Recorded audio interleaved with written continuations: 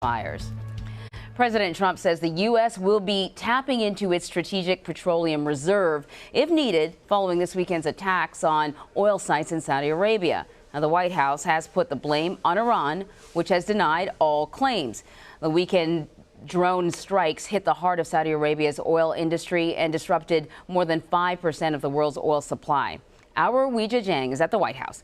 So, Weijia, this is a very interesting response from the president. He said, we're locked and loaded.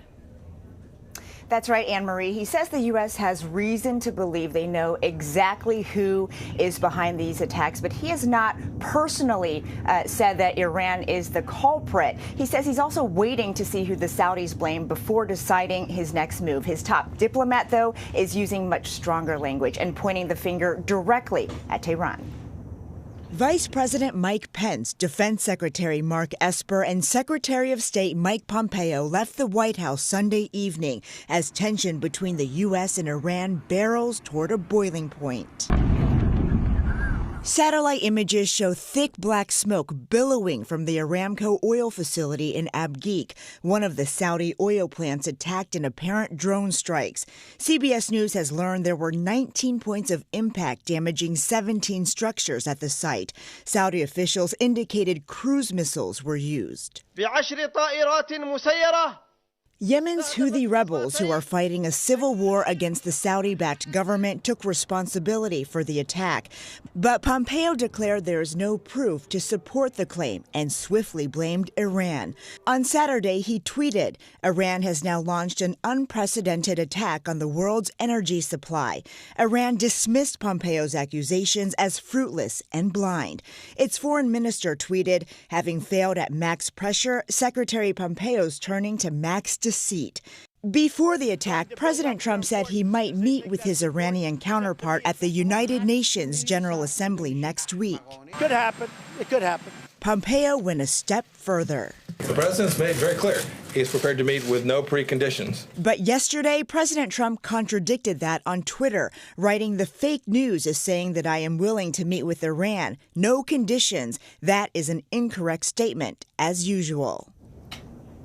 Okay, Weijia, so you said it's not coming from President Trump specifically, but the Trump administration has put the blame in Iran's lap. Why were they so quick to do that? Yeah, this is specifically Secretary Mike Pompeo, who right out of the gate did not hesitate, did not mince his words, and said Iran is behind this. And he didn't lay out specific evidence, but CBS News has learned, as we just saw in the piece, that it depends on the direction of the attack, right? And we saw that there were 17 structures that were hit, 19 points of impact, and so that was coming from the northwest. And the Houthi rebels in a video claimed that they used drones to attack 10 refineries from the east, and officials do not believe that they could have hit this area that was actually targeted and actually, had that thick billowing smoke that we saw. And that's just one portion of evidence that we have learned about as to why officials say they believe it is Iran. But we have much more to learn. And I think you can see that President Trump is being very cautious here. He himself is not willing yet to go there, but his Secretary of State certainly has made very clear who he believes is to blame. So we have a UN gathering coming up. Iranian delegates are supposed to attend. What sort of impact do you think this will have on that gathering? Well, firstly, we had been asking President Trump for several weeks now about the possibility of meeting with President Rouhani at the UN General Assembly. And he seemed open to it, as you heard there in our story. Now he's changing his tune and saying that, he is not, and never said that, but that's a different story. But that could be impacted because there was this brief opening for potential diplomacy. And we know these two countries have already had extreme tension since the U.S. pulled out of the Iran nuclear deal last year.